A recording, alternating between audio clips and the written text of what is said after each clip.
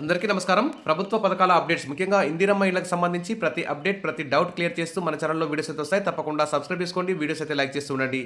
ఇక వివరాలకెళ్తే వేగంగా ఇందిరమ్మ ఇండ్లు పేదల గుర్తింపు. ఇందిరమ్మ ఇళ్లకు సంబంధించిన వివరాలు మండల పరిధిలో ఎంపీడీఓ, మరి పురపాలక పరిధిలో కమిషనర్లు, జీహెచ్ఎంసీ పరిధిలో కూడా కమిషనర్లు ప్రస్తుతం తొలి విడత పరిశీలన పూర్తవుతుంది. లిస్ట్ 1 జాబితాలో అధికారులు అయితే రీవెరిఫికేషన్ చేస్తున్నారు. ఈ జాబితాలో మొత్తం 21.93 లక్షల దరఖాస్తులు అయితే ఉన్నాయి. ఈ లిస్ట్ 1లో సంబంధించి ప్రస్తుతానికైతే 72,000 మందికి ఆల్రెడీ ఇండ్లు మంజూరు చేశారు. మిగిలిన 3,80,000 ఇళ్లకు సంబంధించి మరి ఈ 21.93 లక్షల దరఖాస్తుల నుండి మరి అంటే ఈ లిస్ట్ 1లో ఉన్నాయి. ఈ లిస్ట్ 1లో నుంచి ఇప్పుడు 3,80,000 దరఖాస్తులన్నింటినీ వారి యొక్క ఫీల్డ్ వెరిఫికేషన్ చేసి వాళ్ళ ఇంటికి వెళ్ళి మరొకసారి పరిశీలించి వారు నిజంగా పేదలైనా కాదా, ఇంటికి అర్హులా కాదని పరిశీలించి ఈ 3,80,000 మందితో మరి ప్రతి గ్రామంలో, ప్రతి వార్డులో, ప్రతి ఫైనల్ లిస్ట్ అయితే పెట్టాలని ప్రభుత్వం అయితే భావిస్తుంది. మరి ఒక్కో మండలానికి 4-5 బృందాలను రీవెరిఫికేషన్ కోసం అయితే పంపించారు. లిస్ట్ 1 జాబితాలో ఉండాల్సిన తమ పేర్లను లిస్ట్ 2, లిస్ట్ 3లో వస్తున్నాయని అధికారులకైతే ఫిర్యాదులు వచ్చాయి. ఈ ఫిర్యాదులన్నింటి కూడా మండల వారీగా ఏర్పాటు చేసిన బృందాలు మరి రీవెరిఫికేషన్ చేసి కరెక్షన్ కూడా చేస్తున్నాయి.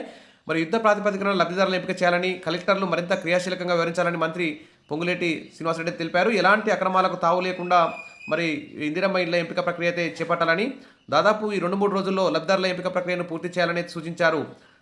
ఇక ఇందిరమ్మ పాలనలో పేదలందరికీ ఇందిరమ్మ ఇళ్లు నిర్మించి ఇవ్వడమే ఇందిరమ్మ ప్రభుత్వ లక్ష్యమని, ప్రభుత్వ లక్ష్యాలకు ఆలోచనల ప్రకారం కలెక్టర్లు పనిచేయాలని చెప్పారు. ఇక ఇందిరమ్మ ఇళ్ల పథకంపై కలెక్టర్లు ఏమైనా సందేహాలుంటే నేరుగా ముఖ్యమంత్రితోనైనా, గృహ నిర్మాణ శాఖ మంత్రితోనైనా మాట్లాడొచ్చని చెప్పేసి చెప్పారు. అదేవిధంగా ఈ నిర్మాణం పూర్తయిన డబుల్ బెడ్రూమ్ ఇండ్లకు సంబంధించి లబ్ధిదారులు కూడా ఎంపిక చేయాలని డిసైడ్ అయింది.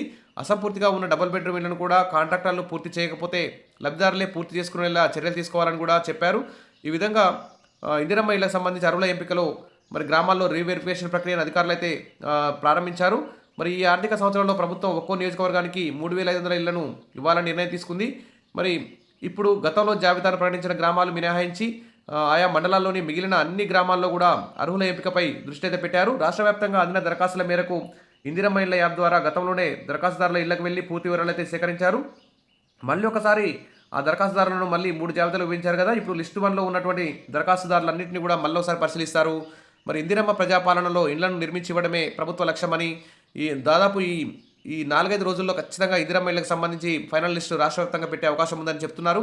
కానీ ఇలా ఎన్నోసార్లు చెప్పుకుంటూ వచ్చారు. కనీసం ఈసారైనా మరి మాట మీద నిలబడరా, మరి మాకు ప్రతి గ్రామంలో ఇందిరమ్మ ఇళ్ల ఫైనల్ లిస్ట్ పెట్టరా, అసలు మాకు ఫైనల్ లిస్ట్లో మా పేరు వస్తుందా రాదా, మాకు ఇల్లు వస్తుందా రాదా, మరి అధికార పార్టీ వారికే వస్తుందా, ఇండ్ల మంజూరులో ఏమైనా పైరవీలు జరుగుతాయా, నిజమైన అర్హులకు వస్తాయా రావా అని చెప్పేసి మాది లిస్ట్ 1లో ఉంది, లిస్ట్ 2లో ఉండాల్సింది లిస్ట్ 3లో ఉన్నాయి. ఈ విధంగా తప్పులు పడ్డాయి.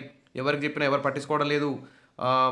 ఒక వెబ్సైట్ కూడా ఇచ్చారు ఫిర్యాదుల కోసం. ఆ ఫిర్యాదుల వెబ్సైట్ కూడా సరిగా పనిచేయడం లేదు. ఆ ఆఫీసుల చుట్టూ తిరిగితే సరిగా ఎవరు కూడా రెస్పాన్స్ కావడం లేదని చెప్పేసి అందరూ కూడా భావిస్తున్నారు. ప్రభుత్వం వెంటనే టోల్ ఫ్రీ నెంబర్లు, వెబ్సైట్ కూడా మంచిగా పనిచేసే విధంగా చూడాలి. ఎంపీడీఓ ఆఫీస్లో ఇందిరమ్మ ఇళ్లకు సంబంధించిన సమస్యలు ఉంటే సమస్యలు పరిష్కరించడానికి కూడా ప్రభుత్వం కృషి చేయాలి. ఈ విధంగా అనేక సమస్యలు ఉన్నాయి. వెంటనే ప్రతి గ్రామంలో, ప్రతి వార్డులో, హైదరాబాద్ జీహెచ్ఎంసీ పరిధిలో కూడా వార్డు సభలు, గ్రామ సభలు నిర్వహించి ఇందిరమ్మ ఇళ్ల ఫైనల్ లిస్ట్ పెట్టాలని చెప్పి కోరుకుందాం. దాదాపు ఈ 2-3 రోజుల్లో ఫీల్డ్ వెరిఫికేషన్ పూర్తయ్యే అవకాశం ఉంది. వెంటనే దాదాపు 3,70,000 సంబంధించి రాష్ట్రం మొత్తం కూడా 3,70,000 ఇండ్లకు సంబంధించి ఫైనల్ లిస్ట్ అయితే ప్రతి గ్రామంలో, మరి ఏ గ్రామంలో ఎన్ని వచ్చాయి, ఎస్సీ వాళ్ళకెన్ని, ఎస్టీ వాళ్ళకెన్ని, బీసీ వాళ్ళకెన్ని, మైనార్టీ, ఒంటరి మహిళలు, వితంతువులకు, ఈ విధంగా ఎవరెవరికి ఎన్ని ఇల్లు వచ్చాయని చెప్పేసి కూడా అక్కడ ఈ వారం రోజుల్లో లిస్ట్ పెట్టే అవకాశం ఉంది.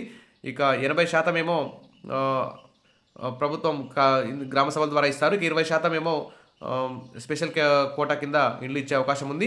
ఇక ఒక్కో ఇంటికి 5 లక్షల రూపాయలు ఇస్తారు. బేస్మెంట్ పూర్తి కాగానే 5 లక్షల రూపాయలు అకౌంట్లో ఇస్తారు. ఆ విధంగా 4 దశల్లో మొత్తం 5 లక్షల రూపాయలు ఇస్తారు. 8 ట్రాక్టర్ల ఇసుక ఇస్తారు. సిమెంటు, స్టీల్ కూడా తక్కువ ధరకు ఇవ్వాలని ప్రభుత్వం నిర్ణయించింది. సరే, ఎన్ని మంచిగా ఉన్నాయి కానీ మరి ఈ బడ్జెట్లోనైనా నిధులు కేటాయించి జర స్పీడప్ చేసి ఫైనల్ లిస్ట్ పెట్టాలని చెప్పేసి అందరూ కూడా ఎదురు చూస్తున్నారు.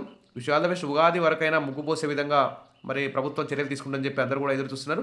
Wish all the best. మరిన్ని అప్డేట్స్ కోసం మన ఛానల్ని ఫాలో అవుతుండండి. వీడియోస్ అయితే లైక్ చేస్తుండండి. Thank you.